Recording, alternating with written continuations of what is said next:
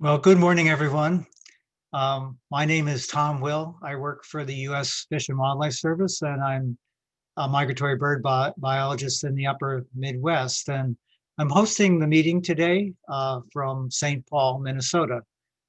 Uh, this is the second workshop in a series of workshops uh, designed by a large team of people, and with the details provided by a few in the Road to Recovery series. This workshop follows up on a workshop that we held in July and another meeting that we held during the NAOC in August.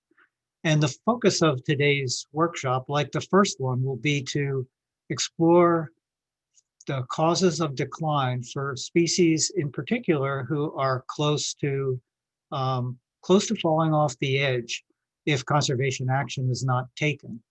Um, this webinar was made possible through the cooperation of many individuals, and it's being sponsored by Partners in Flight and by the AOS Conservation Committee, and with help from the Knobloch Family Foundation. I want to just spend a little bit of time before I review the themes of the workshop to go over a few logistics. We'll be using a webinar format, and in that format, we will disable the chat for most of the webinar. We'll enable that chat at the very end of the webinar so that you'll be able to make comments and ask questions and communicate with one another. And that will be mostly during the half an hour of the webinar that follows the conclusion of the panel discussion. We're encouraging you to ask questions to presenters and panelists in the Q&A, and particularly for the panel discussion portion of the webinar, we'd like you to address those questions to all panelists as opposed to an individual panelist. If you have a specific question, you can address that particular presenter in the Q&A as well. I think that if you have logistic questions, please address those questions to Anna Lello-Smith, who will be handling the logistics portion of this morning's workshop. And I would also say, to maximize your own enjoyment of the webinar, it might be helpful to you to use in the view options that should appear at the top of your screen. If you use side-by-side view, you can easily use the slider to go back and forth between sizing the presentation, the PowerPoint presentation, or the video component of the webinar to your pleasure. As I said, this is the second workshop, a series of 3 days, and the structure of this workshop for the first 2 days will be to present major themes during the morning, sort of a background on new technologies and new methodologies in a fair amount of detail. And then the afternoon sessions on today and also tomorrow will be focused on putting those ideas and technologies and methodologies into practice using case study examples for individual species that will be presented by folks from working groups on those individual species. And the idea is to have a really good give and take and a problem-solving session in the afternoon where people actually say, this is how far I am on the road to recovery. Where do I need to go from here? What are my best options? So to have an opportunity for participants and attendees in the webinar to actually see how some of these themes and ideas and new technologies and methodologies can be put into practice. So that's the structure of the workshop. On the very last day, on Thursday morning, we'll try and offer some forward-looking, avant-garde, really new ways of maybe thinking about understanding demography and incorporating all the elements into the full life throughout the full life cycle. Some new ways of looking at what occurred on the first 2 days. The first day being focused on linking populations across the annual cycle, and the second day being focused on getting demographic information, vital rates, and incorporating those into our linked population knowledge to begin to really understand where and when in the full annual cycle birds are most limited. So with that brief introduction, I'd like to turn the webinar over to Ken Rosenberg. I mean, I think most of you know Ken Rosenberg as the first author of the 3 Billion Birds Lost paper. He holds a position at the Cornell Lab of Ornithology and also a joint position with the American Bird Conservancy. So, Ken, I'll leave it to you to take control of the screen and share your slide.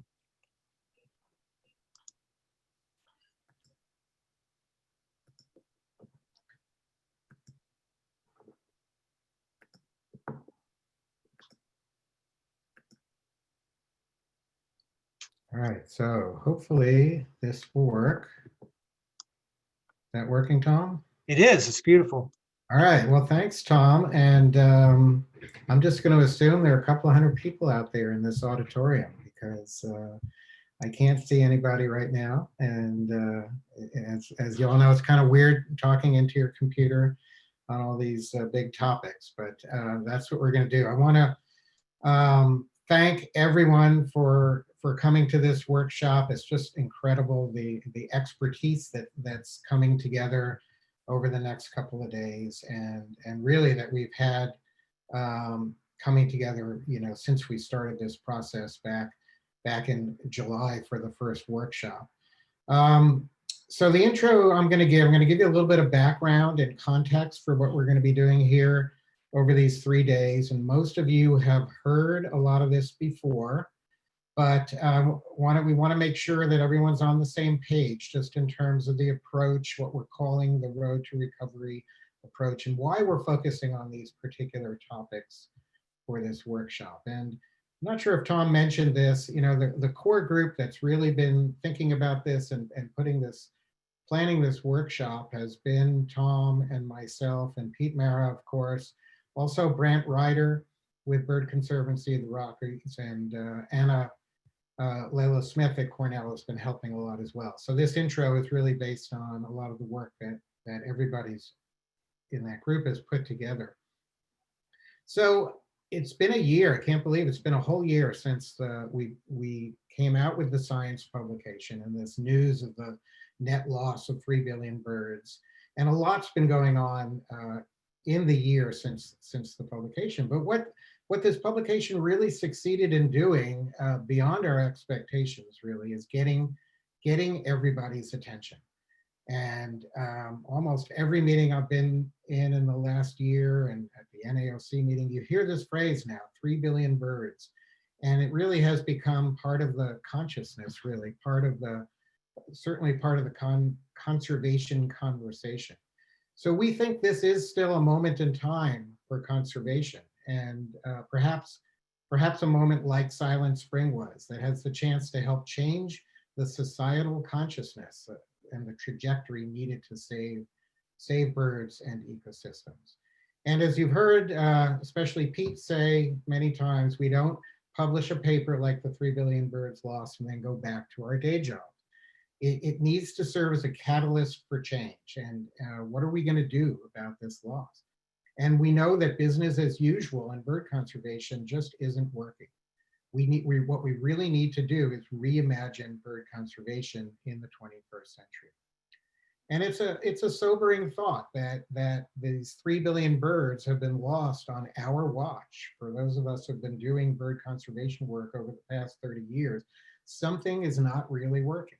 And we now need to be much more strategic and focused on where to implement conservation actions. We've been addressing broad-scale threats and habitat needs, but in most cases, we don't really know what the specific causes of species declines are. And so to be more strategic, we need a much better idea of what the limiting factors are, where and when in the annual cycle these factors are acting on particular species. So as I said, there's a lot going on now in bird conservation, and this new science that we're promoting and that we're going to be talking about at this workshop is really in the context of some big new opportunities that are in front of us today that really weren't present 10 years ago, maybe even 5 years ago. And these are being referred to as the 5 game changers. And these are opportunities that can help us change business as usual, frame our response to the 3 billion lost crisis. So these are the 5 game changers, and many of you are likely aware of these, and they've sort of become a framework in certain organizations that are using these as formula really for how they intend to respond to 3 billion birds. And NAPSI is coming out with a white paper document that's describing these game changers that Todd Fearer is leading, and he'll be referring back to these again as we close the session on Thursday afternoon. So I'm just going to run through them quickly. So starting with the publication of the paper itself and this group that came together really to generate the media response and the 3billionbirds.org website. So really an unprecedented coalition that's come together to address the bird crisis, including the groups that's the scientists that have come together in these workshops. And so then there's the science itself, which is really a game changer. But once we get all this information, that's when the real conservation work begins. And so the kind of knowledge gaps that we're filling in this information is going to go into a new generation of conservation plans that are really roadmaps for population recovery. And so that's another game changer, is that we've got conservation plans that are being developed in a business planning framework with costs associated with them and strategies for full annual cycle conservation. And then we can't really reimagine bird conservation without rethinking the policies that are in place. Most of the policies, many of the policies that we rely on are more than 100 years old. And even without some of the rollbacks and things that are happening today, these policies are probably not really adequate for protecting birds throughout the hemisphere. And then there's this unified sense of messaging, of urgency that the coalition is bringing. And so these are really big new opportunities that we have. So one of the game changers is the advances in the science itself, and especially the technological, methodological advances that are enabling us now to determine the specific causes of declines, what we've been calling the smoking guns. And this is something that we really weren't able to do even a few years ago. And this needs to happen on a species by species basis, because even species in the same habitats often have different biologies and are under different threats throughout their annual cycle. So our approach, which I'm going to go to in just a little bit of detail, involves deciding which species to focus on first, targeting research to fill the critical knowledge gaps to determine these limiting factors, figuring out how to collect the data we need using both new research approaches and existing data sources. And then, as I said, making sure this information makes it into conservation plans and to managers who can then implement these actions on the ground. And we're not implying that implementation is going to happen on a species by species basis, but we're really thinking of this new information we're gathering as going into like mini recovery plans for each species that might then be modules in the broader conservation strategies. Because if we don't urgently address this set of declining species, we're going to continue to lose billions more birds. And this whole process really is what we're referring to now as the road to recovery. So to identify the highest priority species, most of you have seen this, we're essentially looking for species that meet 3 criteria. They need to already be species of high concern, so they're on the watch list using the Partners in Flight assessment process that ranks species from low to high concern. There are species that show steep declines, that have lost 50% or more of their population based on the science paper results. And we're using these new metrics of urgency that project the recent trends forward to see which species are expected to lose another 50% of their population in the near future. So a metric we're calling the half-life. So even though some of these are still in review and not finalized, the process has resulted in 36 species which meet all three criteria based on the data we have, and another 34 species or so for which we don't really have good enough monitoring data even to assess trends or urgency, but these are species that have small populations and high threats and probably meet the criteria. So the species that are on this Road to Recovery list of species on the brink are not really a surprise. They're some of the most of the same birds that have been on priority lists throughout our process. Grassland birds, shorebirds, most seabirds are on the list. A set of long distance migrant forest birds, birds out in western arid lands, aerial insectivores. Groups like that all have species that are in this high urgency category. So next, we need to assess where each species is in terms of this road to recovery. The majority of the species, we have little or no information in terms of why they're declining. Evening grosbeaks, everybody says they're declining, but we don't really know why.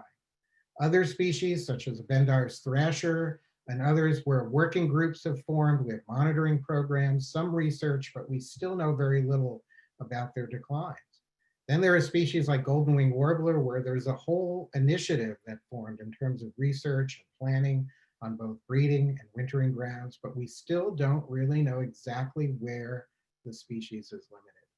And then there are a few species like salt marsh sparrow is one example where an implementation strategy has just been released with specific management actions and costs to address what is believed to be the key limiting threat, in this case, sea level rise. And we're trying to get is to a place like with the Kirtland's warbler, where the limiting factors have been identified, they're being addressed, the species is recovering, and in this case has recently been taken off the US endangered species list. So our goal with this road to recovery science is to advance species up this pyramid to the point where recovery is happening.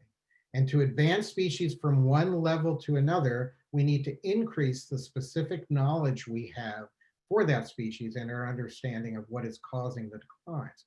So it could start with basic research just to get birds up out of that bottom level where most species are. But a crucial step is identifying linked populations throughout the annual cycle through studies of migratory connectivity. And then to advance further, to get up, say, from a 3 to a 4 in the pyramid, we need to collect vital rates and develop these full annual cycle demographic models for the linked populations. So we can be sure that we're working on the same population and breeding and wintering areas. And this can tell us where and when limitation is taking place. And then when we identify the specific limiting factors, that will enable us to be much more targeted in specific conservation actions. And then finally, to get up to the top of the pyramid, we need these implementation strategies with costs in this business planning context to reverse declines and recover the population. So that's really the process we're working with. And then to advance this science, that's why we're hosting this series of workshops that are bringing all the experts together. And the first workshop back in July focused on the broad concepts and approaches, as Tom said. And this second workshop, starting now, is focusing on the new technologies and methods for identifying linked populations and studying migratory connectivity and collecting the demographic data we need to advance species up the pyramid. So the purpose of these workshops is to equip the scientific community with the tools to fill in the knowledge gaps, to identify what's causing population declines and determine where and when limitation is occurring. So that sort of leads us into the workshop. This is just a snapshot of the agenda. So today we're going to focus on the linked population migratory connectivity piece. Tomorrow we're going to focus on the vital rates and demographics piece. And then on day 3, we're going to hear about some of these diverse and novel approaches. as well as have a final session that will talk about next steps and get perspectives from some conservation leaders and open it up to broad questions from the group.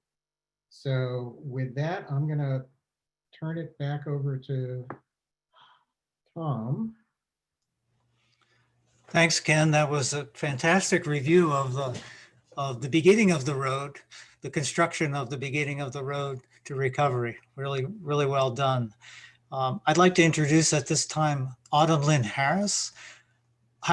Autumn Lynn is going to talk about why the knowledge of migratory connectivity is so critical to recovery planning for migratory birds. Autumn Lynn Harrison she's a research ecologist with Smithsonian Migratory Bird Center, and she's also program manager of the Migratory Connectivity Project, where she coordinates research efforts with many partners to reveal the migrations of North American birds using tracking technologies. So thanks for being with us today, Autumn Lynn, and we really look forward to your presentation. Thanks so much, Tom and Ken. Ken asked me repeatedly to tell the story of the Swainson's hawk in this talk. And as someone specializing in the migratory connectivity of marine and coastal birds, a Swainson's hawk is not my normal opening slide, but this is a species and a story that is highlighted again and again when thinking about models for linking scientific insights, demographic trends, migratory connectivity, through to the discovery of the causes of decline, and then onward to that final peak of the pyramid that Ken showed, to reversing the decline through outreach, policy, and management.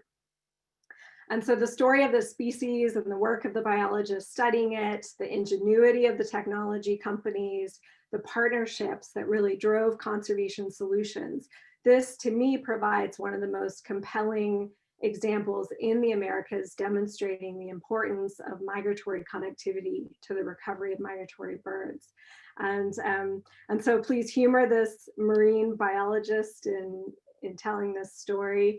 And I saw that there is a Swainson's hawk biologist on the call who took this beautiful photo. So please chime in during the discussion as well to correct any mistakes that I might make in sharing this story.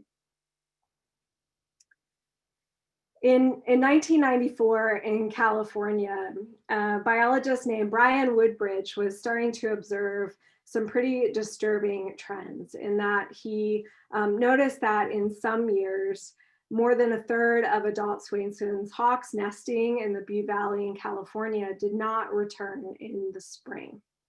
Faced with these really troubling and sharp declines, the question that he needed to ask was very clear. And it's the question that many of us at this workshop share for the species that we care about. What was causing the decline? Where during the bird's annual cycle, and when during these vast movements across the hemisphere were the impacts happening, and could they be stopped? To answer this question, of course, the research really began, and through a combination of pooling over banding recoveries, some radio telemetry work, and these brand new avian satellite tags manufactured by Microwave Telemetry, Swainson's hawks were tracked for the very first time to a field in Argentina. The first paper on this by Brian Woodbridge unfortunately doesn't show a map of these tracks, but a following paper of an Alberta bird on the left here shows the movements of one of the first tracked birds. And additional research showed that many populations of Swainson's hawks funnel through South America toward this location in Argentina, which is about a sixth the size of the actual breeding range of the species. This is what we would now call weak migratory connectivity, when individuals from multiple breeding populations mix during the non-breeding season. And I'll return to that concept a little bit later in the talk. This is the focal area in Argentina that received most of the transmissions of tracked Swainson's hawks hawks. And unlike the places that a lot of the pelagic seabirds that I study go to, Brian Woodbridge could actually travel to Argentina and visit the site where these birds were spending their time. And what they found there was really devastating, but also very elucidating, a clear cause of decline. Over 700 birds were observed along transects to have died. And in conversations with a nearby landowner, it was revealed that the hawks died after consuming grasshoppers that had been sprayed with a pesticide. Follow-up research by Goldstein et al. Showed that actually thousands of Swainson's hawks were dying due to pesticide exposure. And in the same 1995 paper, Brian Woodbridge wrote this, and I really like this quote as this kind of precursor to the importance of migratory connectivity. Small localized breeding populations may be particularly vulnerable if they remain together during the non-breeding season. That's really the crux of the importance of migratory connectivity. How are populations of migratory birds linked in space and time throughout the annual cycle? And how do these population linkages affect their demographic trends? The cause of the declines was truly pinpointed to a specific pesticide agent in some further research. And then going with that Swainson's hawk further down the road to discovery and to recovery, the story was reported internationally about Swainson's hawks' deaths due to pesticide exposure, and through a lot of intergovernmental discussions between Argentina, the United States, and Canada, and through direct efforts of the American Bird Conservancy in negotiating a deal with the pesticide manufacturer, the marketing and sales of this pesticide were ceased in the area where Swainson's hawks were spending their non-breeding time. So this is really this example that Ken showed of this pyramid of working with new migratory connectivity knowledge and an observed decline in population size to follow that science all the way through with outreach to farmers and partnerships with nonprofit and government groups along the road to recovery. But this foundational knowledge that we've just seen for the Swainson's hawks is still not available for many of the species that we study and that we're very concerned about. For many species, we still don't know where they spend the year. And so we don't always know the reasons for their declines or how and where to implement conservation solutions to benefit specific declining populations. And so how do we discover this very critical biological foundational information that we need? A number of methodological techniques have facilitated an understanding of migratory connectivity of birds, and we'll hear about the newest, the most exciting techniques right after my talk. The decline of Swainson's hawks occurred at a really fortuitous time in our study of bird migration. And I'm just going to carry you along the timeline of these techniques for how we are learning about migratory connectivity. And it all really begins in the 1900s with systematic bird banding studies in the Americas, and also natural history studies and studies of phenotypic variation to try to link differences in how birds looked to their population linkages. And then in the post-war years in the mid-century, we were really fortunate to be able to take advantage of technology developed during World War II and translate that into the study of animal migration. This is when acoustic telemetry, tracking of fish, and radio telemetry was first applied to tracking animals. And in my mind, it's really when this biologging revolution begins to study animal migration. And then carrying through to this time when the Swainson's hawks were tracked for the first time, when engineers were tinkering with new electronic methods to track animals from space and using tiny little electronic tags that had a clock and would record light level geolocators. First applied to the largest animals, grizzly bears and whales. And then by the time the 2000s came along, miniaturized to a point that we could start to track smaller and smaller birds, for example, shorebirds. New sensors were attached to tags. And this is also when intrinsic markers first developed in the late 90s, the use of stable isotopes and genomics to study linked populations. This is when they really started flooding the literature.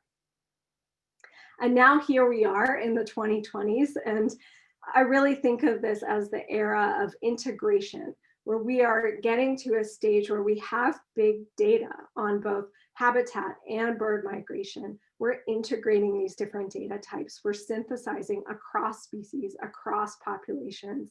And Martin will show us how the Icarus system will allow us to do real-time monitoring of many birds. So these techniques facilitate the discovery of how populations are linked by migration throughout the annual cycle. This is migratory connectivity. And I just wanted to show you a couple of conceptual milestones now to match this timeline of techniques. So around the kind of mid-century, really the 1930s and 1940s, Frederick Lincoln developed the flyway concept, and he was using this primarily to create harvest regulations for waterfowl, but he noticed that sets of populations followed similar migratory routes and could thus be managed together. They were linked. The theoretical foundations of migratory connectivity came from Salmonson, who first thought about the mixing of populations in reference to speciation and evolution, and defined a couple of terms, allohymy and synhymy, that define how populations mix during the non-breeding season. And I really think of the Webster et al. Paper as unifying the practical and the theoretical into this unified concept of migratory connectivity. And that's really what all of us are embedded in now. We don't separate the theory from the practical. They all have to work together to take us on this road to recovery. You'll hear a couple of terms in many of the talks today, and just a crash course introduction to the idea of strong connectivity, meaning that breeding populations stay separate during the non-breeding season, whether that be on stopover or in wintering. That's on the left. What Salmonson called allohymy, where each population goes to its own and a different non-breeding location, strong connectivity. At the other end of the spectrum is weak migratory connectivity, where populations, breeding populations, mix during the non-breeding season.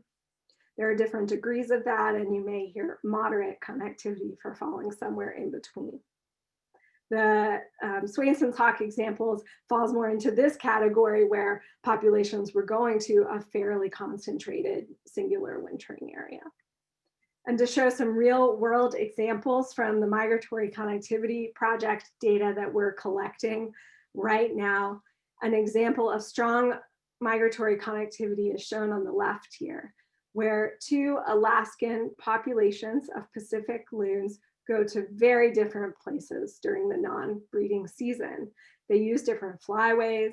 The North Slope birds travel west to visit Russia and Japan and South Korea, and the Western Alaskan birds spend the rest of their year in Mexico.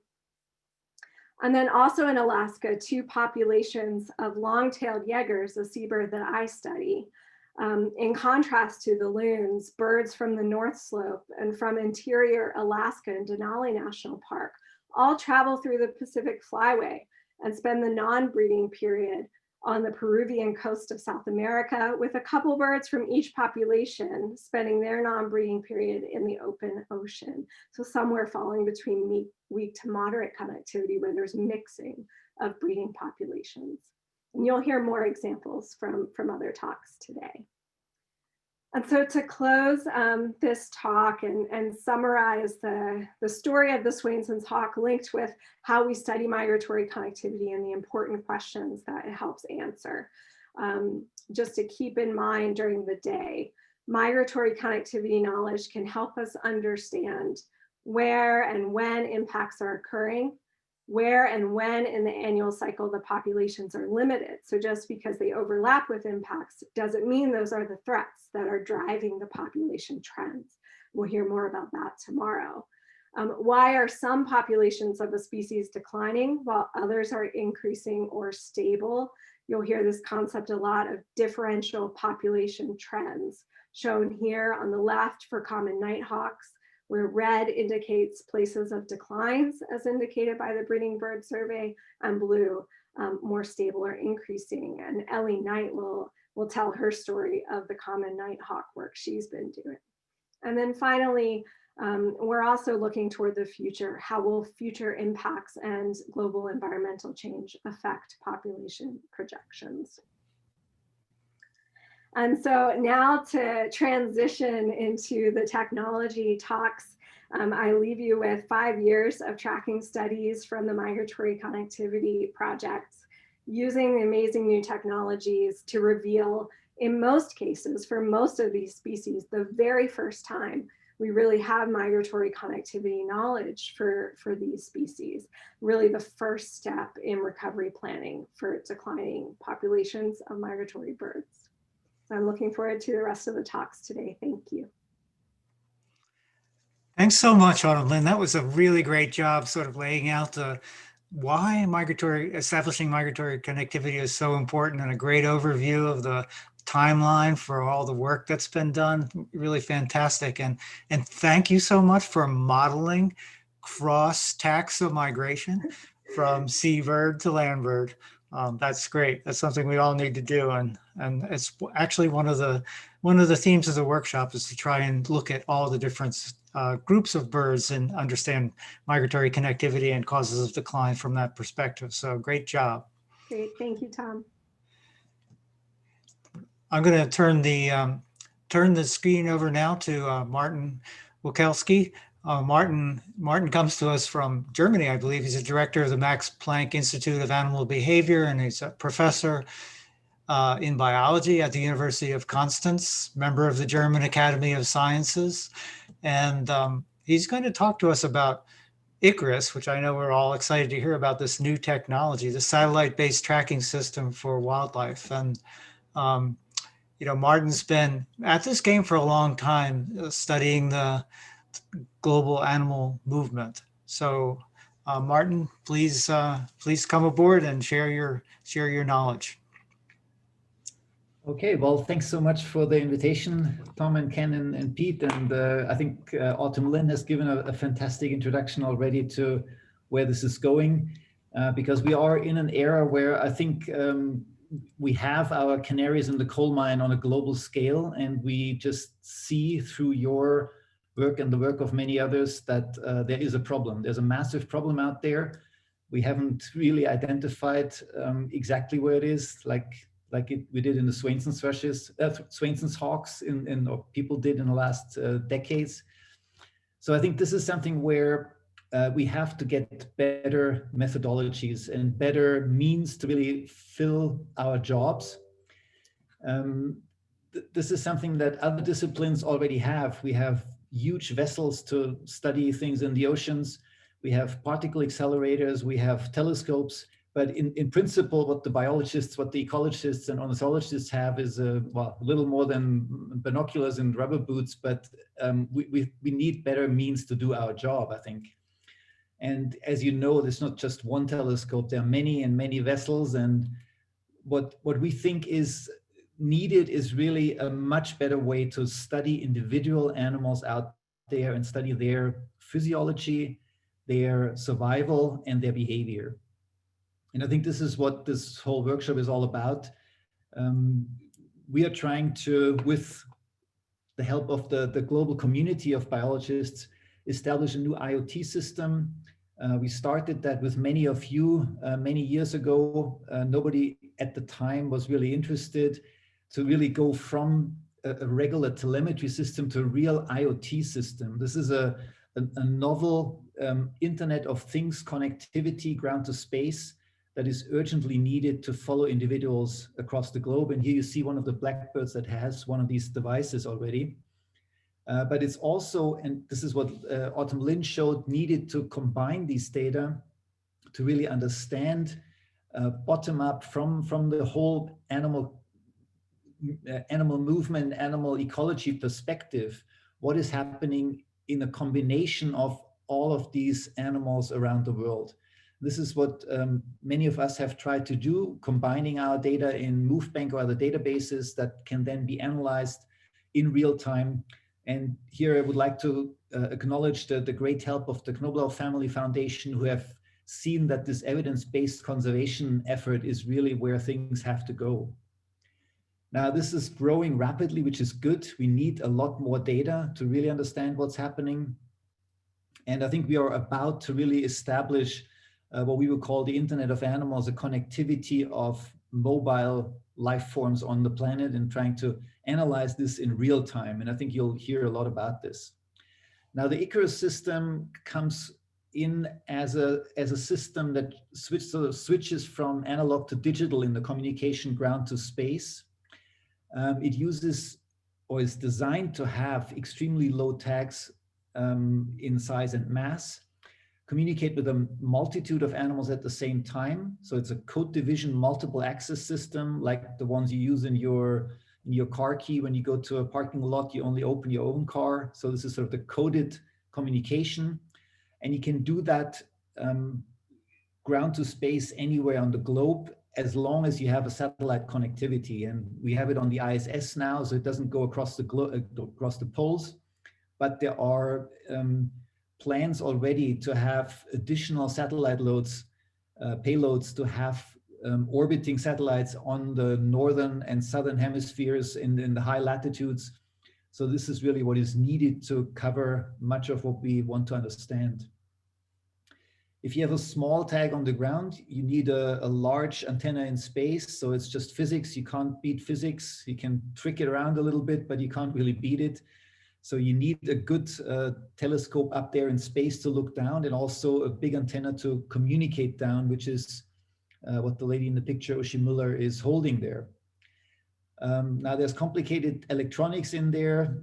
We have worked with the Russian colleagues, which was a really good connectivity collaboration. The antennas needed to be tested. This is all new developments, but it is designed in a way that it can be multiplied on various satellites or payloads with minimal effort in changing them. The protocol that is needed to really communicate these data is a solid one. It has been tested now. It's really working well. It's a complicated process to really understand how all these data are communicated, their ground reflections and all these kind of things, but it's all working. But in this case, we needed to establish it sort of rapidly on the International Space Station. These are cosmonaut trainers that then are fitting this antenna onto the ISS in the Russian assembly center. So the ISS that sits on the ground is sitting behind us, but we are not allowed to photograph that. Then it goes out to Baikonur, launch it, so it sits up there in the rocket. And obviously, it's always exciting to launch these things, because two previous rockets, one of them exploded. So that's also where we had a lot of delays. So space things usually have a long delay. But then it's up there in the rocket. This is the antenna. It needs to be launched. So this is a great moment when the things go up and you have the rocket finally carrying your antenna into space. But then the important part starts. The cosmonauts have to take it and walk it out, fly it out, float it out. So it took them 7 hours to fix it on the space station. But now it sits there. You see it in front of the approaching Soyuz rocket. It's unfolded. You have the antenna pointing down to send information to the tags, to reprogram them if needed, or switch on a different programming mode. And then the uplink window that is receiving the information, and the computer is inside. Now it works in the way that first sends information down to tell the tags that the satellite is coming. So the satellite is on a low Earth orbit, 400 kilometers roughly. And then once it's over the tag, right over, it tells the tag now it can send, and the tag has about 3 seconds, 2.5 seconds to send the information. So you see that there are 3 uplink windows where the sort of the vacuum cleaner goes over the Earth and sucks up the data.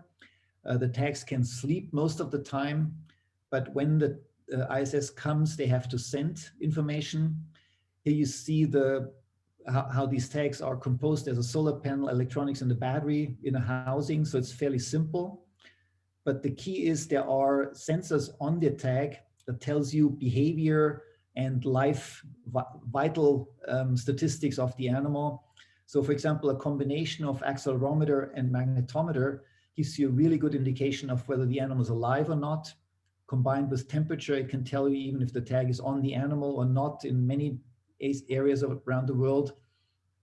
And you also get pressure and humidity, obviously with a small solar panel, not continuously, but very rarely throughout the day. So maybe just once or twice or 5 times during the day, but still that's a very important measurement to have to see where the animal dies, because that's what we ultimately need to know, as Autumn Lynn has pointed out, for the Swainson's hawks.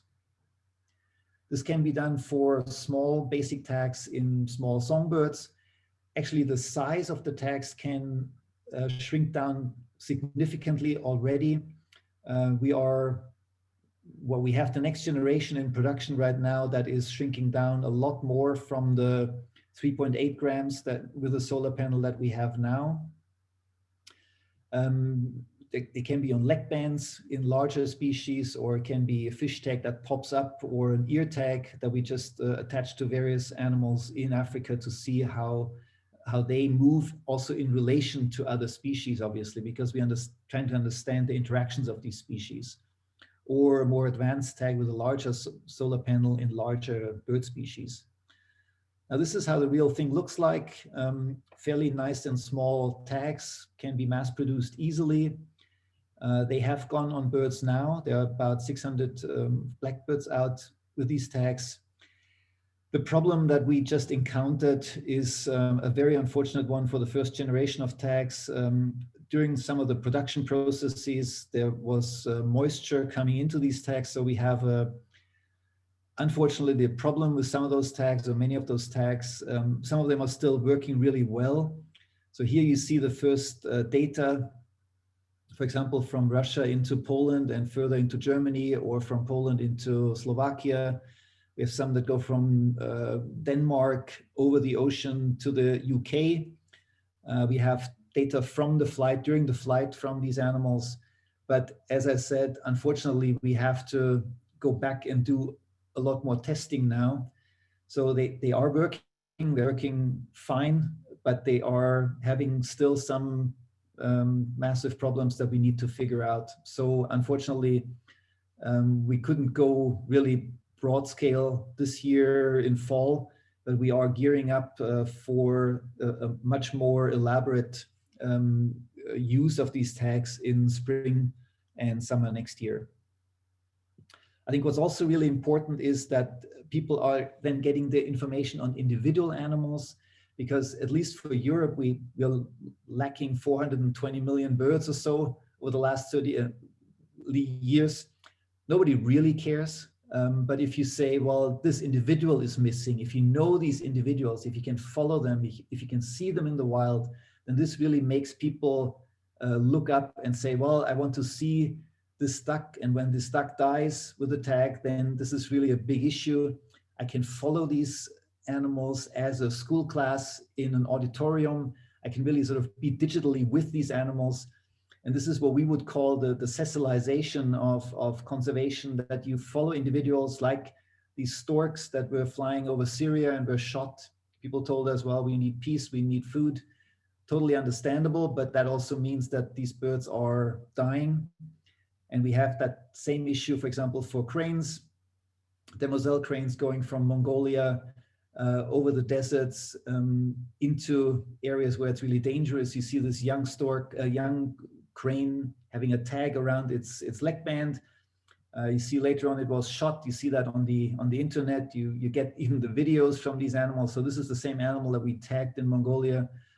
And that actually created an outcry. This one individual really makes a big difference, as Autumn Lynn said or showed for the Swainson's hawks. So that makes a huge difference. And we think that this is the future, that once we have this connectivity, this global connectivity of animals, but also of researchers, and know the causes of death and of survival in these animals, then I think we can really make a difference. And I think your initiative is a fantastic one in that respect. So thank you very much for letting me be part of that.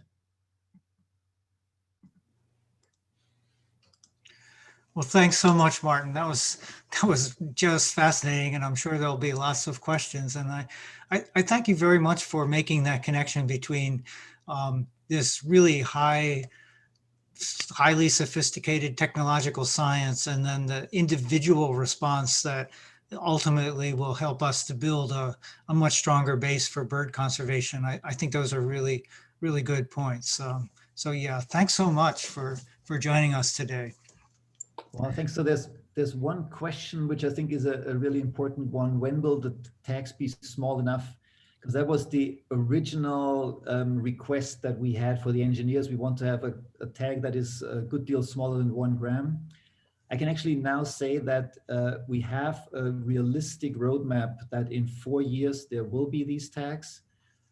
There is a good development together with NASA to have a joint program that will actually allow us to make these tags in that ballpark, a good deal smaller than 1 gram. And this is on the horizon. So we are working towards that, and it's coming.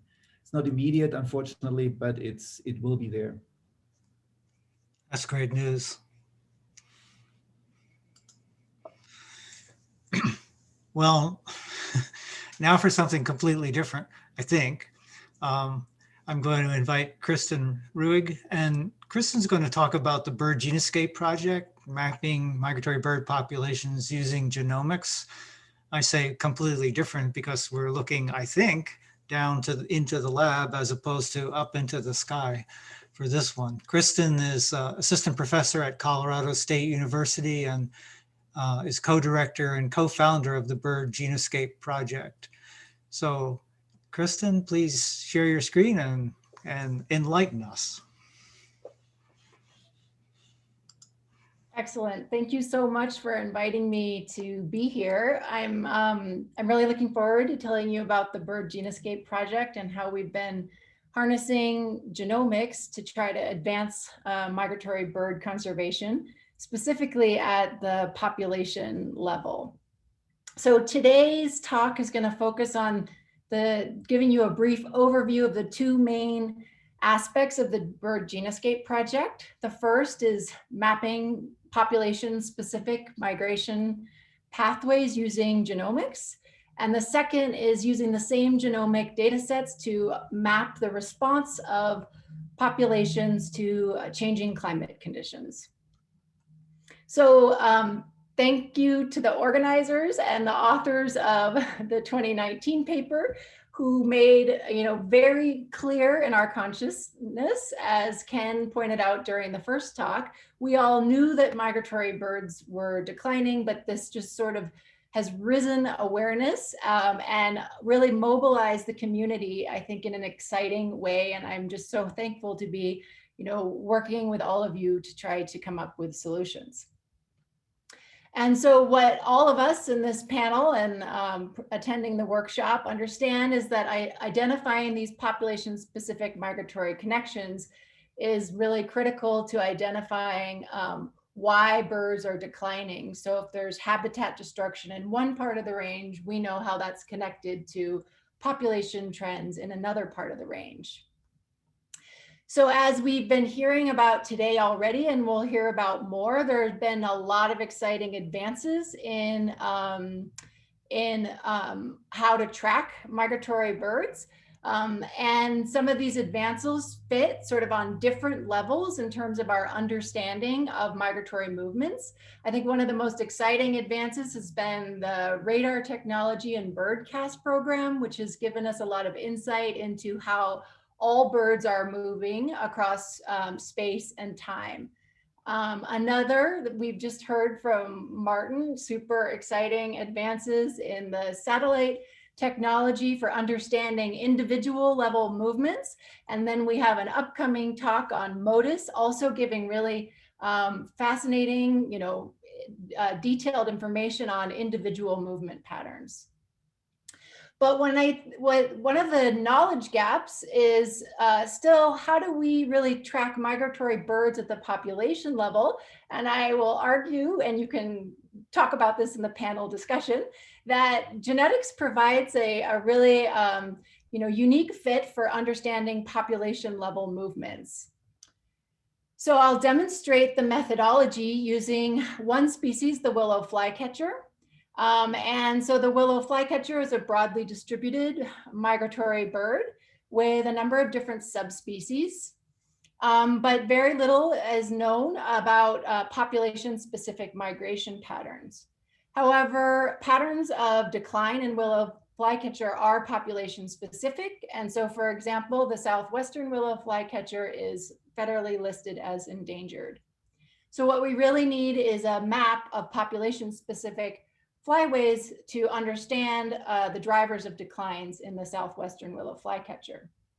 So our approach has been the development of high-resolution genetic tags, which use a little bit of tissue at the base of the feather that contains the DNA to identify the genetic code that can be used to trace the breeding origin of migrants captured anywhere along their migratory trajectory. Another way of thinking about the Bird Genescape project is that we are like Ancestry.com for birds, using DNA from feathers. And so I think one of the real advantages of this approach, as I already mentioned, is that genetic methods provide information about the spatial scale over which gene flow and gene exchange occurs, as well as the spatial scale of local adaptation. And both of these factors are really important to considering conservation strategies for different species and understanding how birds will respond to things like future climate change. So the first step in this process is to scan the genome of birds for single nucleotide polymorphisms. And we typically do this by sequencing the entire genome of about 200 individuals from across the breeding range to identify a subset of SNPs that are representative of populations at finer spatial scales. We then use this information to build what we call the genescape. And essentially what a genescape is a map of genetic variation across geographic space. So here we have a spatially explicit map of population genetic structure in the willow flycatcher. And we can identify genetically distinct groups in the Pacific Northwest, the interior West, the East, the Southwest, the Kern region, Southern California, and the White Mountains. We then use the DNA from feathers to identify the breeding area of migrants captured elsewhere along their migratory trajectory. And this is made possible by a massive community science-based feather collection effort. This map here shows bird monitoring stations under the Institute for Bird Populations Network. You'll hear from them in a later talk, I think tomorrow. So these are migration stations in the wintering and breeding ranges. And individuals at these stations have collaborated with us and sent feather materials. As a result of this effort, we have roughly 250,000 feathers from roughly 100 species of birds. And in many cases, these span a 25-year time series. And so just a shout out that the community in this community science effort is probably many of the people that are calling into this sort of presentation. So I just want to give a big shout out and thank you to those who have contributed to this collection over the years. So we then use the DNA in the feathers with rapid genetic assays to assign individuals from the non-breeding season back to their respective breeding populations.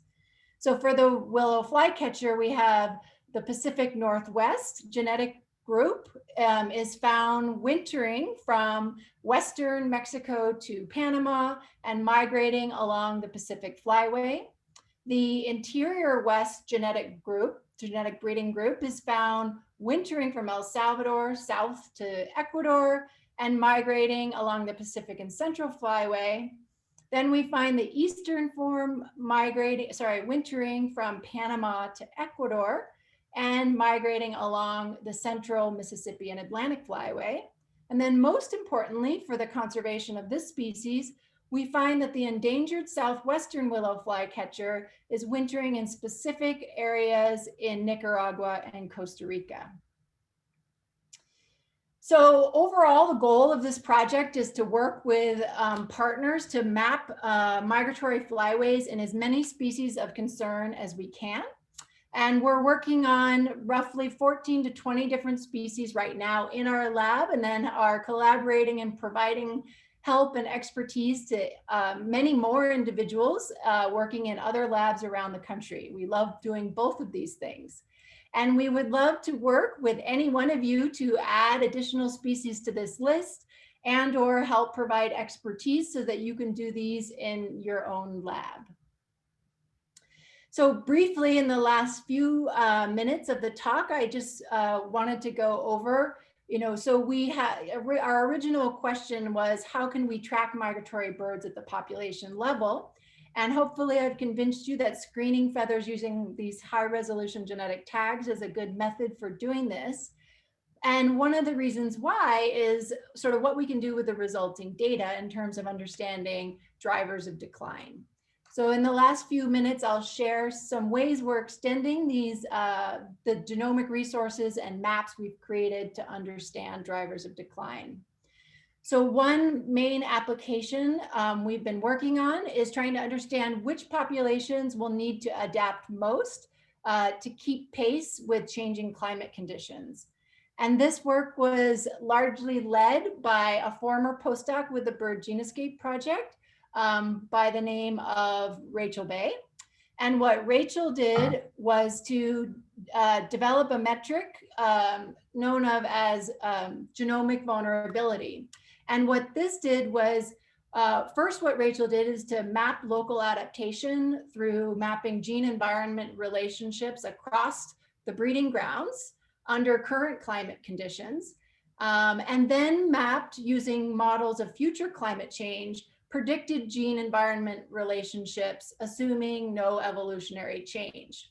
When you subtract the current gene-environment relationships from the future gene-environment relationships, what you get is a map of which populations will have to adapt most to keep pace with changing climate conditions. And that's what we call genomic vulnerability. So in the map here, red are regions of high genomic vulnerability. These populations will need to adapt most to keep pace. And blue is regions of low genomic vulnerability. Interestingly, what Rachel saw when she compared this to current patterns of breeding bird survey trend data for this species, which I failed to mention was the yellow warbler, sorry. This data is for the yellow warbler. We saw that the regions of high genomic vulnerability are also the regions of the highest population decline. So what this suggests is that regions of high genomic vulnerability will need to adapt most to keep pace with climate change and may already be experiencing declines. Briefly, another way we're applying this data is to understand factors that are associated with resilience to environmental change. And recent work has suggested that generalists may be more resilient to environmental change than specialists. But quantifying the degree of specialization in a migratory bird that moves across time and space can be challenging. So a postdoc with the Bird Genoscape Project, Marius, has developed a methodology that we'll demonstrate here with the willow flycatcher where we can quantify the climate niche of the species across the annual cycle. Here's the climate niche for the species as a whole. However, we have information for the climate niche use of locally adapted populations across the range.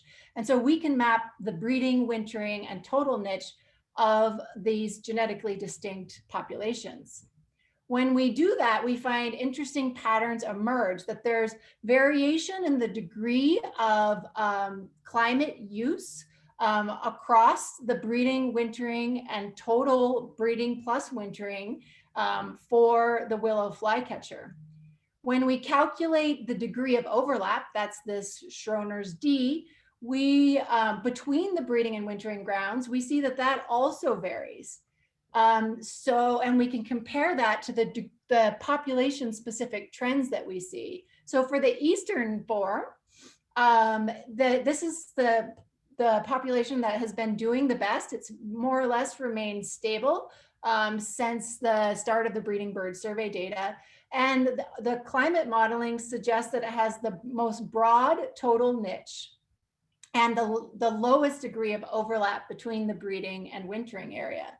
However, the endangered form, the southwestern willow flycatcher, has the narrowest total niche and the highest degree of overlap between breeding and wintering areas. So what this suggests to us is that locally adapted populations with really high seasonal overlap in their niches and overall more narrow niches are doing worse generally than those with broad climatic niches.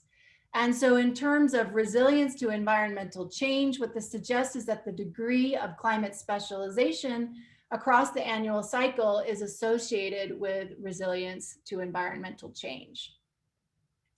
Okay, so today I have just given you a brief, hopefully tantalizing overview of the sorts of things we can do with genomic scale data, including mapping population-specific migratory flyways and mapping the response of locally adapted populations to climate change. And I'm looking forward to the rest of the talks. Another really exciting thing we can do with the Bird Genoscape project is combine this genomic information with a lot of the other exciting things that you all are doing, such as the satellite tags, the maps and MOSI data, and the MODIS data, bird banding data, and all sorts of things. So again, I thank the opportunity to present and welcome opportunities for future collaboration. Okay. Thanks, Kristen.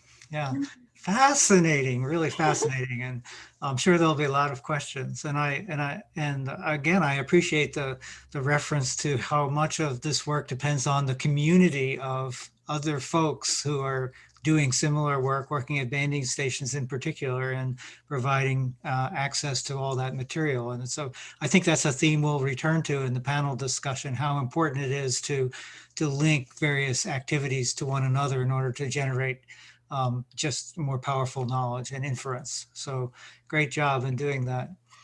I'm gonna ask Stu to come up next. Stu McKenzie, probably many of you have heard talks by Stu, but this time he's going to try to focus on using MODIS technology in particular to apply to conservation science, and especially to try and decipher causes of decline.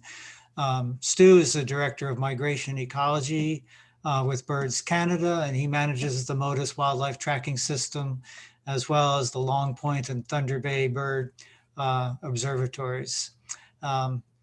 He's also secretariat for the Canadian Migration Monitoring Network. So Stu, take it away.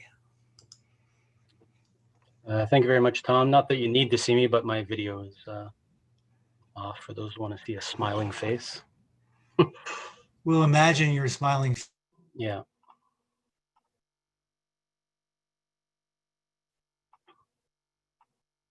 Okay, that's great. I assume everybody can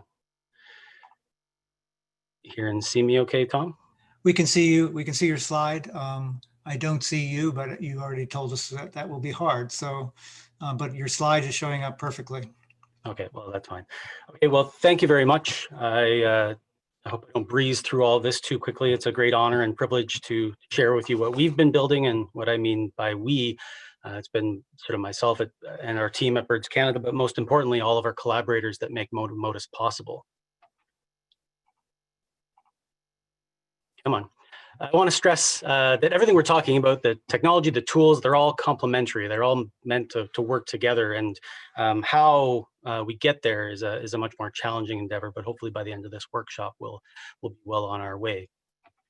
Modus, in its basic form, is a collaborative or research network that uses coordinated automated radio telemetry to facilitate the research and education in ecology and conservation of migratory animals. In short, it's a tool that we can use today to draw that road to recovery for many of the species that are in trouble. In this case, this is an Ipswich sparrow. So collaborative or cooperative automated radio telemetry is a twist on the traditional radio telemetry that's been around for decades. We currently have the smallest available devices to be able to track the smallest animals over the longest distances. That allows us to track most birds, bats, and even insects. It's reliant on stations that continually monitor an airspace. And each antenna on those stations can detect animals flying by 10 to 20 kilometers. They have relatively high geographic precision, extremely high temporal precision. There's no need to recapture animals. It relies on central data management, and we have multiple technology and delivery partners that allow it to all work. So it's reliant on stations, which is both a pro and a con. Unlike Icarus, we can't just cover the globe or parts of the globe. It's dependent on where we have stations. But that just sort of depends on how you twist or how you frame your questions. And quite often these stations are forming grids, which are useful for certain scenarios. In some cases, strategic lines along the Gulf of Mexico or the North Sea, where the questions that are being answered and the animals that are being tagged dictate a perfect organization of stations for maximum benefit. We started with one station and have grown to nearly 1,000 over the years. And that expansion has obviously been mostly in northeastern North America, but we're expanding into, well, throughout Europe, into South America, and throughout the West. And we'll talk about that a little bit farther on. These stations are positioned throughout the landscape and can be anywhere. In this case, in the bottom left, this is Bahia Lomas in southern Chile, the Andes of Colombia, station in the upper right, just down the street from me, and then coastal Nova Scotia. And they're all working together and communicating through the central database. The technology is based on leveraged technology developed by low-tech wireless cellular tracking technologies and an open source platform called SensorGnome. So we're not developing and working on this alone. As a nonprofit, Birds Canada or any of our collaborators, we can't compete with technology firms or the engineers and the staff that they have and the expertise, but we can get them to all work together, and we can leverage all of their developments for our own benefit. And it's important here, I'm not going to read all this off, but stressing the aspect of connectivity, where a lot of the receivers, all of the receivers can be connected to mobile networks or through the internet, which allows the data to flow through the database in real time. And the cost per station, you're in the 4 to 10K ball range. And one of the largest differences or benefits to sort of a ground-based system that we're talking about with Modus is that every single person on this call could have a station on their house and be contributing to the network. When we break down the tags, as I said, we have the smallest of it, or able to use the smallest available tags, currently less than 0.2 grams, which allows us to put them on basically everything. But the lifespan of those battery tags varies, which will influence the types of questions and the landscapes that you're going to examine. So ranging from 2 to 3 weeks for the smallest tags. Maybe you could stretch it a little bit longer, going up to over a year for smaller tags, and then lasting 1 to 5 years for large tags in the 3 gram range.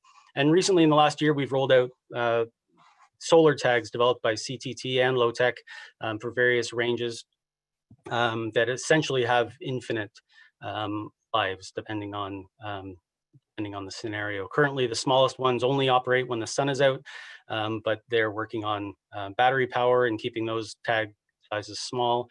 And currently the low-tech model has a battery on board, so the solar panels just charge the battery, and that gives them basically infinite life. So how Modus works is we have these collaborators, all of you, the projects out there maintaining stations and tagging animals. And those animals fly throughout the landscape and are detected by our receiving stations, which beam the data either manually or through cellular networks to the MODIS database, where the data is stored in other data portals.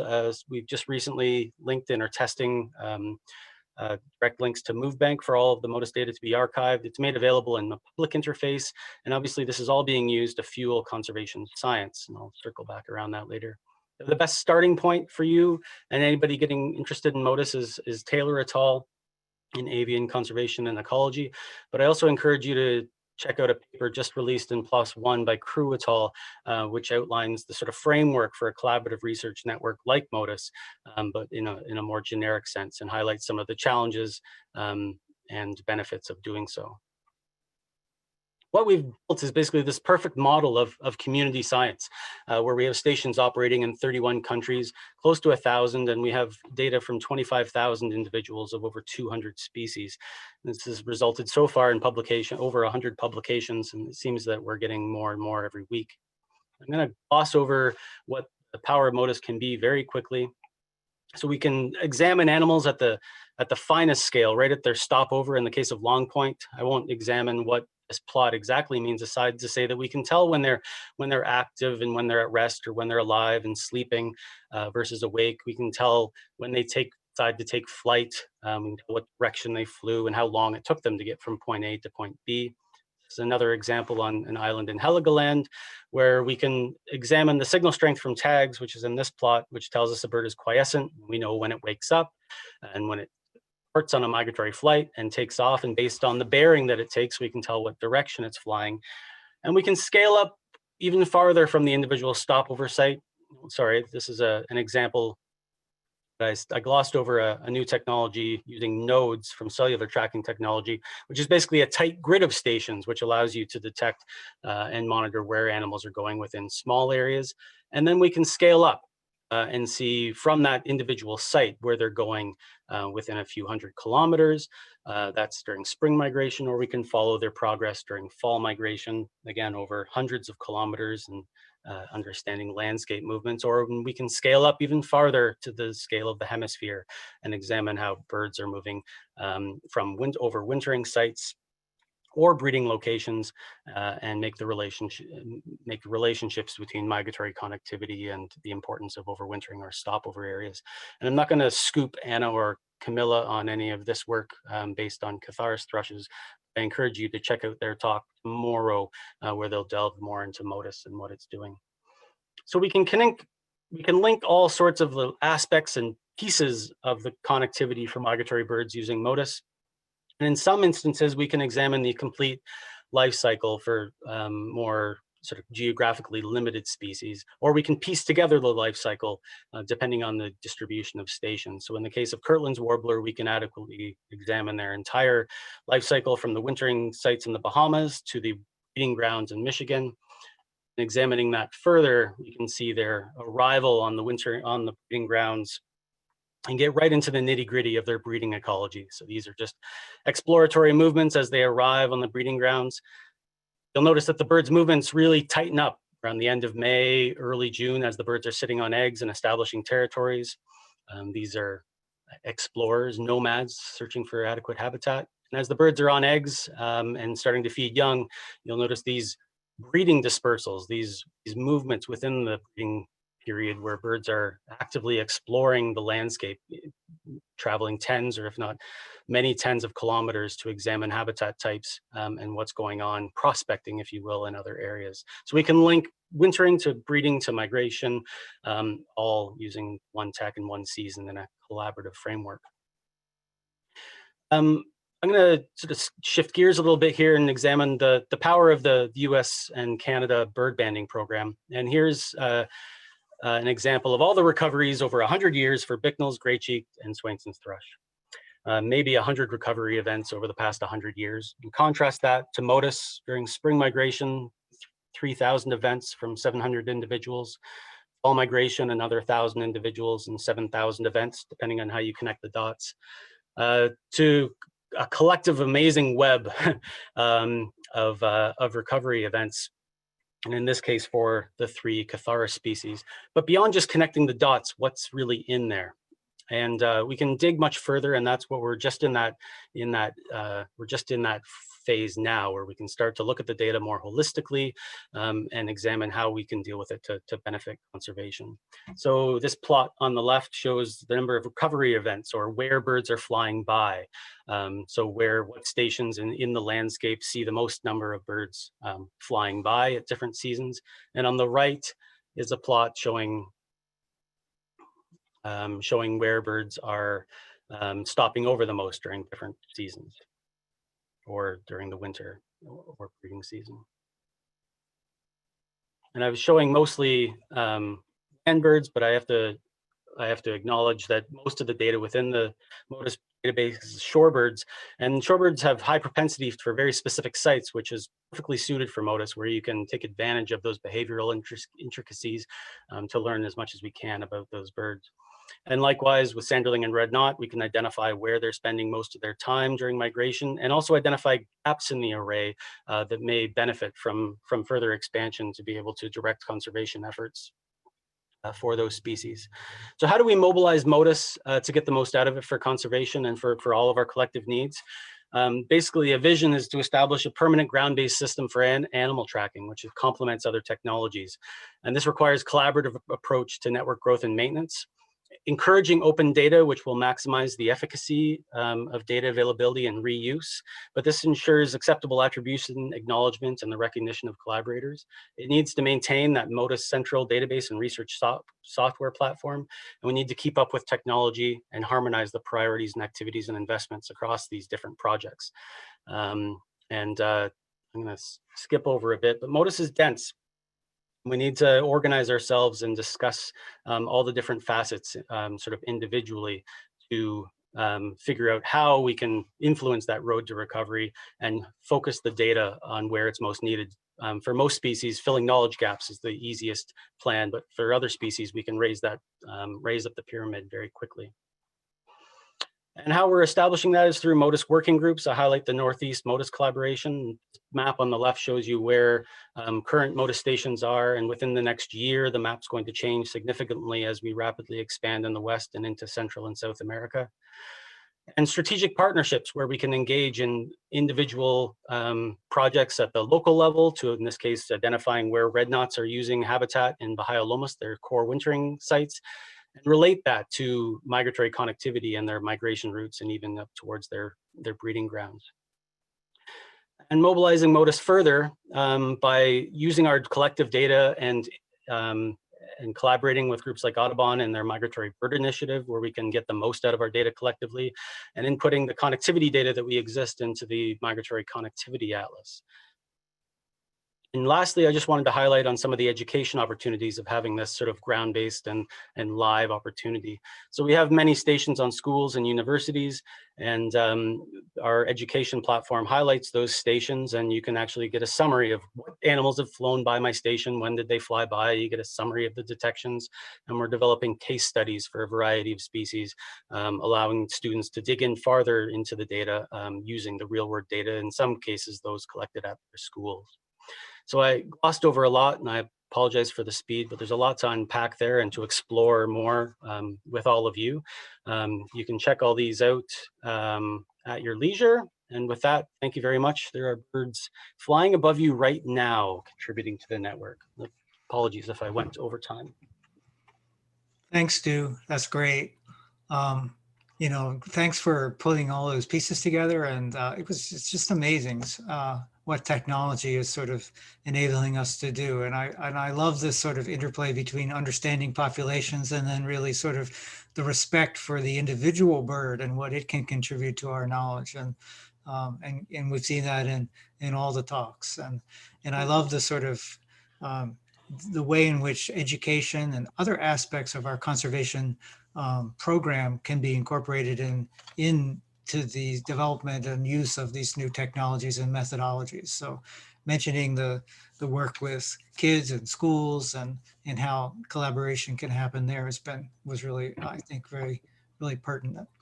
What we'd like to do now is have all the speakers from this morning turn on their videos and audio, then we'll enter into a panel discussion. So I look forward to seeing your faces now. Great. You know, wow, there's so much to talk about. I hardly know where to begin, but I think a couple of the themes that strike me as being really pertinent are sort of the huge amount of data that has already been gathered and how that can be made accessible to individuals. But I also think a lot about let's say I'm a brand new researcher and I'm interested in working on one of the 70 species that Ken talked about that hasn't been worked on. Where do I start? How do I begin to establish migratory connectivity for that particular species? You know, which one of these technologies do I work with? How do they relate to one another? What are the pros and cons? So the question I guess I'd like to ask is, and we can start it off with almost any of you, you know, maybe Martin or Stu, because your technologies seem to be so close to one another in some ways. But I don't want to leave Kristen out of it because there's a whole different world there. And Autumn Lynn, with your broad overview and your experience using many of these different kinds of tracking devices, what are the pros of a particular methodology, and where does complementarity with other kinds of tracking systems emerge? Stu, you alluded to this a little bit with this idea of what did you call it? Technology complementarity or something like that, or the complementing technologies, being able to increase leverage by combining ideas. But I'd like to sort of start that discussion with, well, what are the big advantages of your particular technology, and how do you see it fitting well with others? So, Stu, why don't you take that first question? Gee, thanks, Tom. That's like the crux of what we're all here to talk about, is how do we bridge those gaps and start working together to get the most out of the technologies. And I don't have the answers. So I'd welcome others to chime in. I think we're doing the most important step right now, which is talking about it. Quite often, at least for the past decades, a lot of these have been developed in silos, and introducing them and talking to them together is the most important first step. I don't want to ramble on and waste more time spinning around that concept, but that would be my continuing those conversations, I think, is the most important thing we can do. And then there'll be best and brightest PhDs and postdocs that can figure that out for us. Where do you see MODIS overlapping with Icarus and vice versa? And how do we sort of, where do you see the massive complementarity there and the differences between?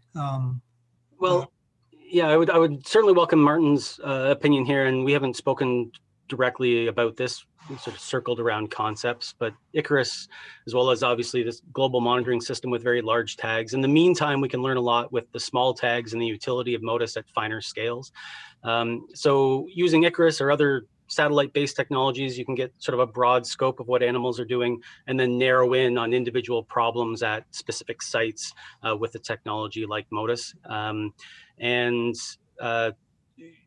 there's also, you're collecting similar information on different animals at different scales, and figuring out how to combine that information is truly the trick. And Kristen, expanding that to the population level and using genoscapes adds a whole other element to what we're trying to do as well.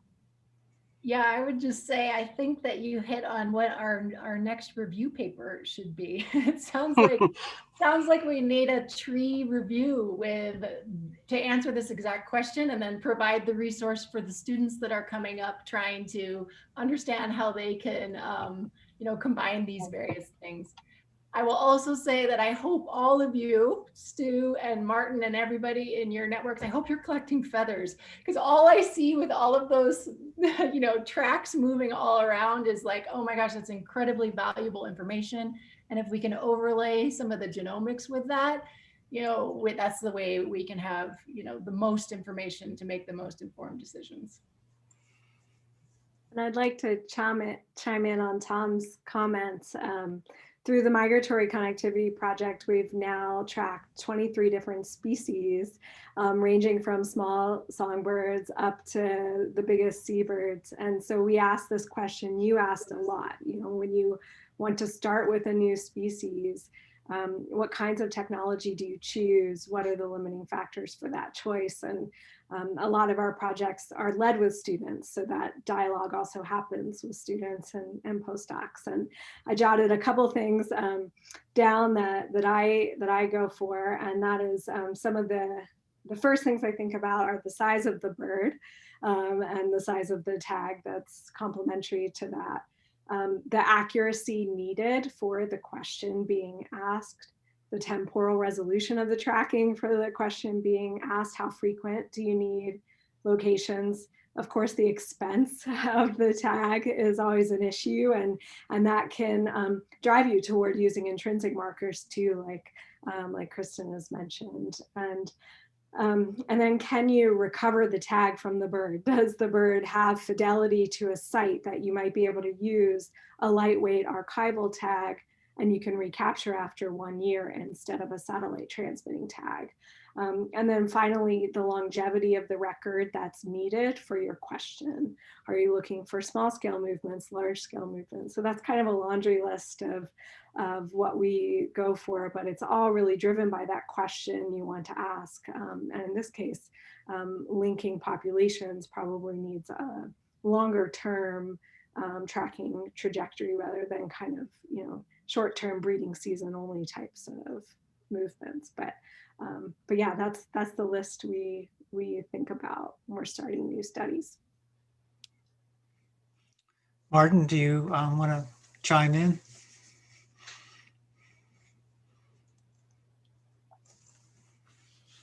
Tom, I have a follow-up question while we're waiting for Martin. Sure, go ahead, Brant. Yeah, this is kind of specific as a direct follow-up to Kristen and Stu. I guess I'm wondering, has anyone or is anyone considering combining population tracking data from MODIS and Genoscape data? And I guess I'm imagining, I know both of those data sources could be used at larger spatial scales for this population inference about migratory connectivity, but I'm wondering how those two data types might inform / complement each other. Seems like they have different spatiotemporal scales of inference, where Genoscapes might be able to provide us longer time horizon data and MODIS might provide us more finer scale movement data. And I guess I'm just wondering if anyone's thought about that. Is anyone doing that? Maybe you guys could comment on that. Kristen's probably better suited to go ahead. Okay. It was specifically Genoscapes and other tracking data, Brant? Is that what you were? Yeah, I mean, I mentioned MODIS, but obviously other tracking data would be relevant as well. Yeah, right. Yeah, I mean, I think because, we're starting to do this a lot. And I had a slide that I didn't have time for, just with shout outs to lots of the other talks, with the talk by Anna and Camilla and, you, Brant, and folks at IBP. So, one of the advantages, even if the fine scale tracking information, you're going to get enough information on connectivity from the satellite tag, or in Stu's case, the MODIS tracking devices, but still having that underlying genomic information is really, really useful. So hopefully I illustrated in my talk that understanding signatures of local adaptation and how those different species are locally adapted to their environment that they're coming back to, that helps us understand how the birds will respond to climate change. The broad scale tracking is just one part of the genomics. So I see tons of opportunity for collaborating with all of you that are working so hard to track these individual animals. And, we've already started some of those collaborations, and I hope we have more. Tom, if I could just add on to your initial question about, how do you start one of these projects up, and to build on what Autumn Lynn said, we always begin with that question. That is critical. I couldn't agree more. But it's one of the other questions we have to ask is, where do we deploy these tags? And that is related to the question. But I think the Genoscapes do provide this wonderful sort of template to sort of understand these different populations and where to sort of select these populations to put the tags on.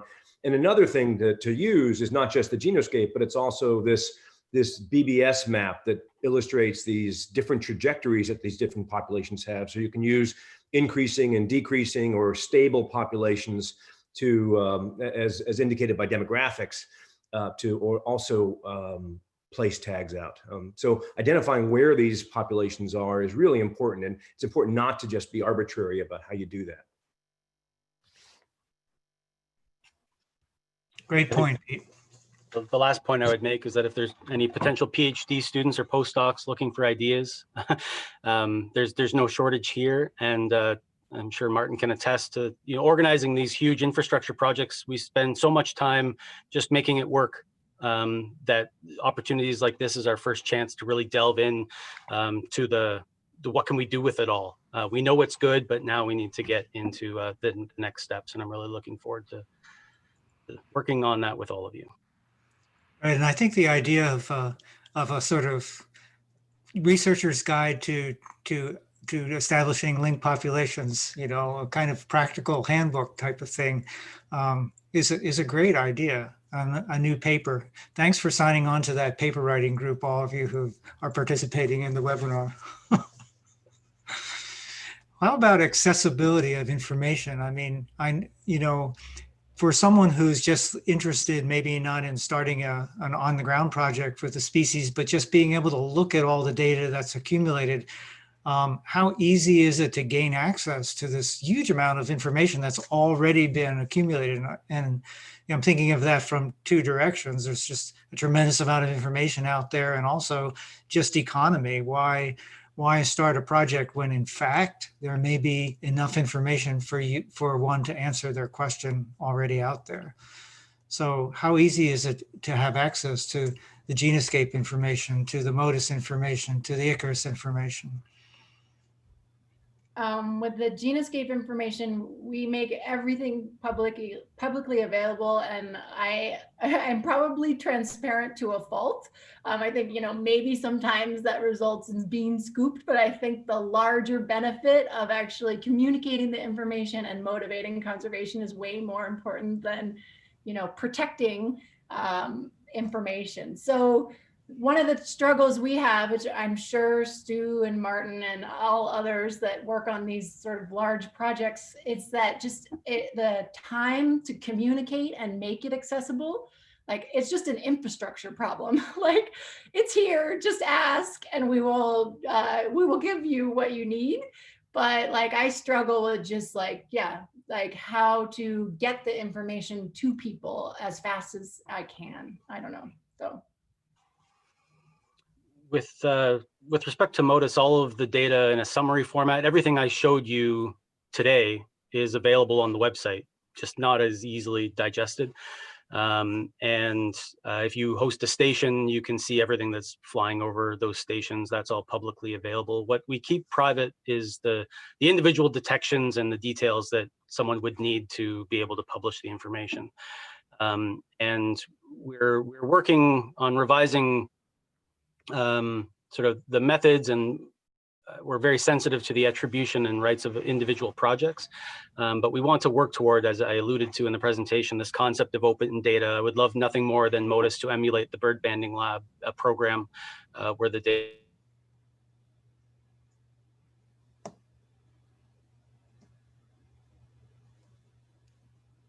Stu, I think we lost you. I did anyway.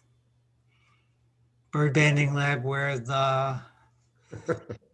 Tom, the other piece that we should probably mention is MoveBank. And Martin, it's too bad, I don't know where Martin went to, but he's one of the creators of MoveBank, which is this incredible repository for all movement types of data, and including. Oh, he's back.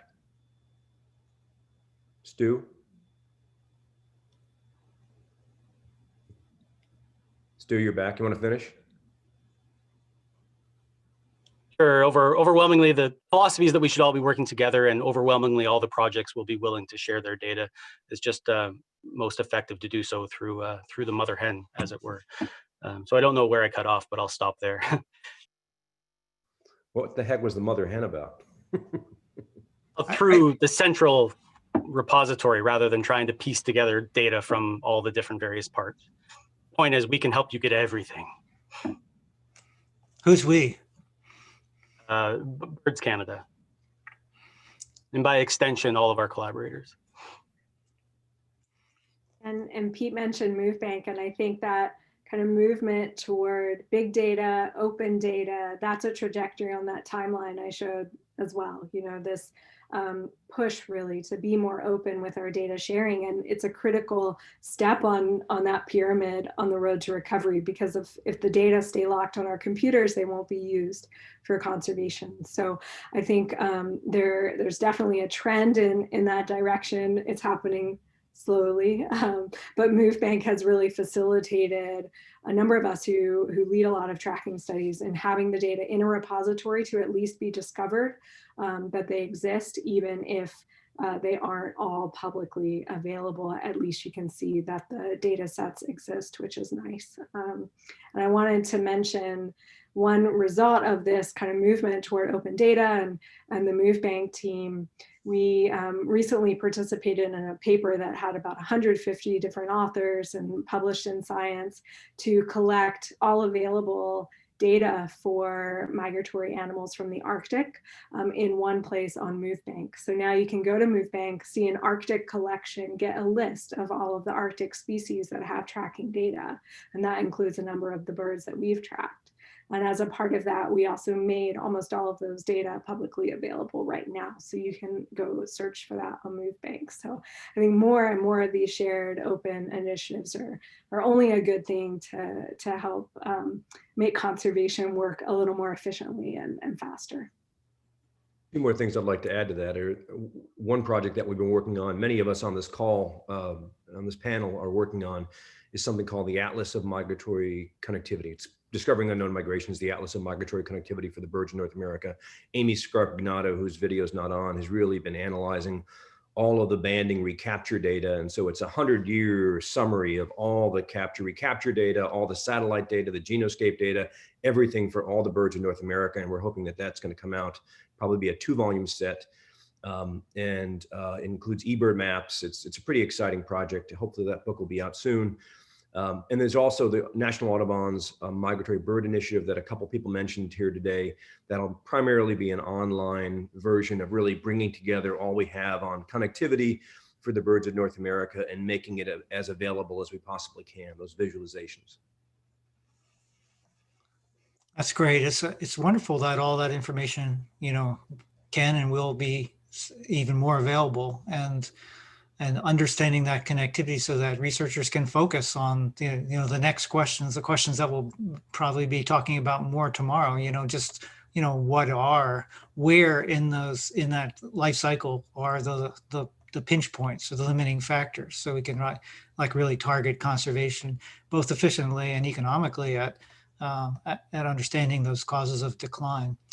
I liked also and I mentioned this before, but I really appreciate sort of this interplay between understanding birds at the population level, which is what we need to do to bring back declining species, but also the value of the individual bird stories that emerge from the tracking of individual birds. I mean, Martin touched on that, Stu touched on that.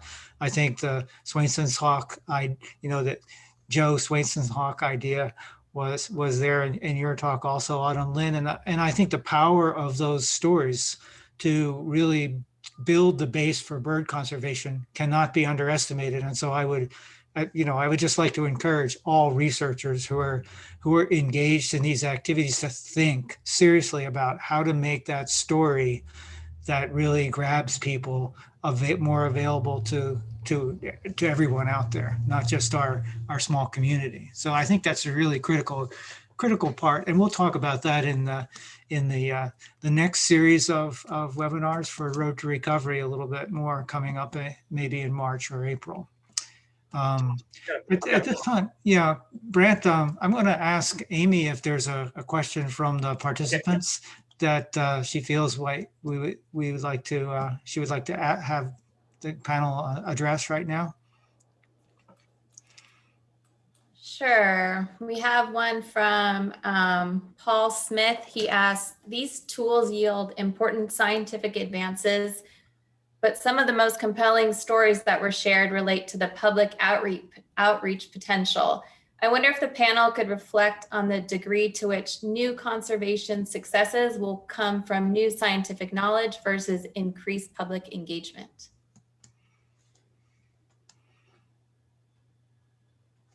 Paul read my mind. That's why I picked it.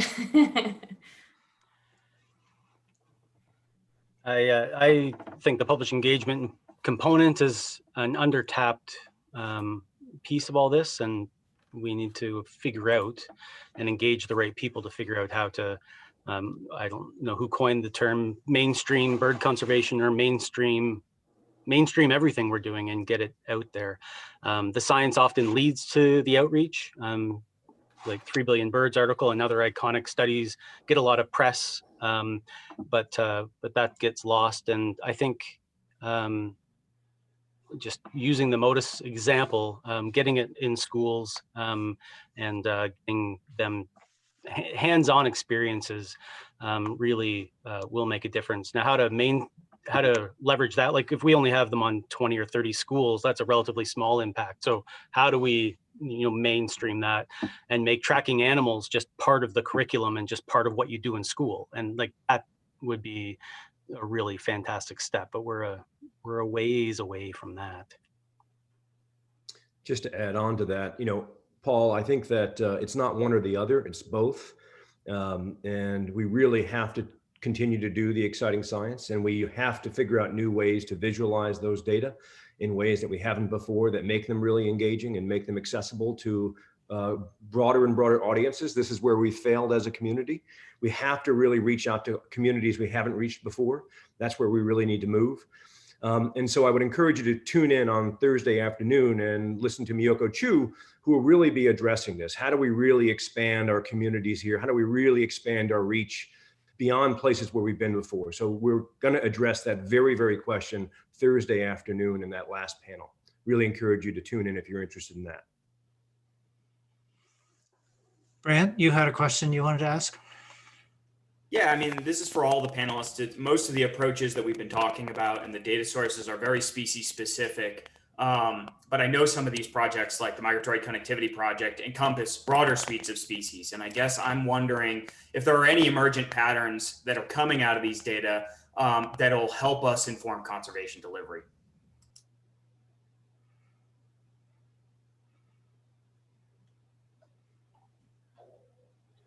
Ask that again in a couple of years. I was just asking, I've clearly stumped.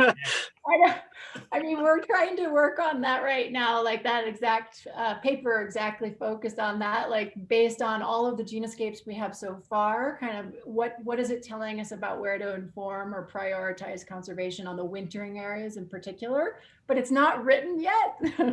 I was, so I don't want to give, I mean, we're thinking along those lines for sure. But, Don't scoop yourself. But I'm not going to scoop myself. I'm too transparent. I'm not going to tell you. The one theme that I've found across all the Modus data that I've looked at is that we need to scale up our thinking of how animals are using landscapes. And Nathan and Pete's example of Kirtland warblers, exploring the breeding grounds during the breeding grounds is a perfect example. We tend to think of breeding birds as just occupying a narrow habitat type and then moving on. They're operating on a totally different scale, and we need to scale up to meet their expectations. And I think that's a great part of the story too. So Autumn, Lynn, you were going to say something? Sorry, I didn't mean to cut you off. Oh yeah, that's okay. I think one of the exciting things about the place we are now with technology is that that wasn't the case earlier in my career when I was studying seals and turtles and so on, is that we have, through the Migratory Connectivity Project, actually covered the entire ranges of some species. So we, instead of focusing on, a population here or population there, we've been able to really capture the longitudinal gradient of breeding ranges across North America for some species. And that's really enabling us to see those multi-species patterns of connections and how they carry through in taxonomic groups. For example, we're studying all 3 species of North American Jaegers. We now have migratory connectivity information for Pacific loons, red-throated loons, yellow-billed loons. And so I think it's this exciting moment where we are starting to see these patterns emerge and be able to predict, what ocean is this population going to go to? And we have this baseline of information to serve as kind of a priori hypothesis for where conservation should take place. And so that's massive to be able to actually represent, at least for this snapshot in time. Kristen can give us a deeper time view on this, but at least for the snapshot in time, we're able to see patterns across species at the entire range in the Western Hemisphere. So that's really exciting. So maybe my final question to each of you is when we try to think about how to phrase this, but from each of your individual perspectives with your relevant technology or methodology, what is your, given where we are right now at this moment with that technology, what is your wish list for your most important connection with another technology? Like for Stu, where do you see at this point in time, your greatest hope of getting increased inference from linking with one of the other efforts? And the same thing for Kristen, you'll just say, send me your feathers. but that's it. That's sort of the kind of answer I'm looking for. Where do you see the connection nexus, the next immediate next step connection nexus for you? For me, an organized framework to overlap the MODIS data with not only genoscapes, but isotopes.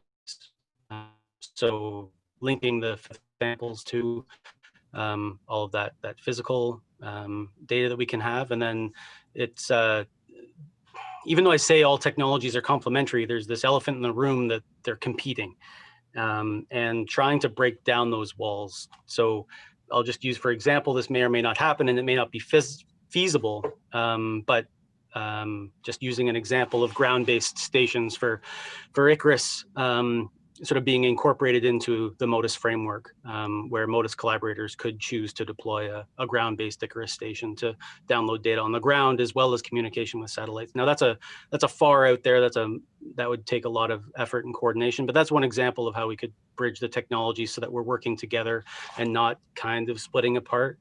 But there's a lot that goes into a statement like that, and we haven't had those discussions. But if you're talking pie in the sky, then I'm going to go there.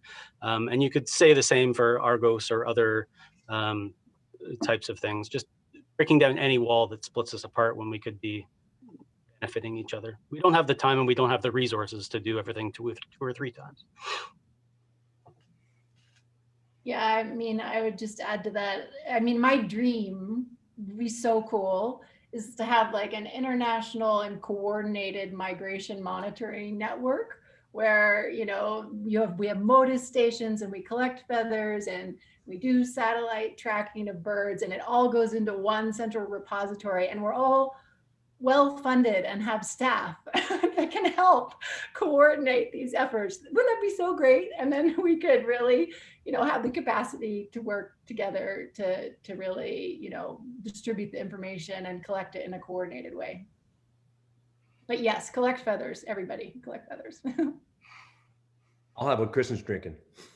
Can I just butt in? I mean, on this topic of, pie in the sky collaboration, I just wonder if there might be, if people in their minds, if there could be one bird species that we're on our way to that right now. So a species that could serve as a model across all these different systems that would make a really compelling story if we had the feathers and we knew its genetic history and we knew where that bird actually went and could, do other things with it, whether that's worth sort of just trying to pursue within this group, maybe thinking about a species that by itself can cross these different methodologies as amenable, and that we could use collectively, to tell one of these new stories. I think that would, I don't know what that species might be yet. It's interesting that still, I'll just, make the point that a lot of the species examples we're hearing about and are seeing on these slides, I think, and there's a reason for it, tend to be these widespread common species. But the birds on this road to recovery list are more difficult. I mean, there's a reason we don't have the information we need for a lot of these species. So, making that transition, and we'll come back to that on Thursday as well, how we're, thinking about jump-starting research on this new set of birds. But I'm just also wondering, if one of those birds might not serve as a really cool model to get data from all the systems simultaneously and see what that can tell us. I think Nighthawk's a good candidate for that, Ken. Yeah, I'm not sure about the specific species. Nighthawk sounds great. But I actually just, your comment hit a point that I wanted to make, which is a worry that I have with the channeling us towards a specific set of species to prioritize. I completely understand why you would do that, but why we'd want to do that. And I like the idea, but on the other hand, I feel like if one of the goals is to bring together the information that we have from all of these different technologies to understand drivers, and we have the most information on some of the species that are actually not on that list, then maybe we're actually missing one of the big opportunities to actually understand drivers, So I know I work a lot with maps and Mosey data, and a lot of those would be more of the more common species, and we don't want to miss opportunities to take advantage of the data. Anyway, just thought I would see what you thought about that. Yeah, well, as we've said in the past with these questions, we're certainly not saying we need to stop the work on the common species, and the common species are going to certainly help us develop the methodologies and calibrate. But I just will layer on that at some point we need to be collecting the data on the species that are declining really steeply. And so finding a way, whether it's breaking through some technology barriers or targeting a little bit more where data are collected on some of these species, somehow I think we need to do both.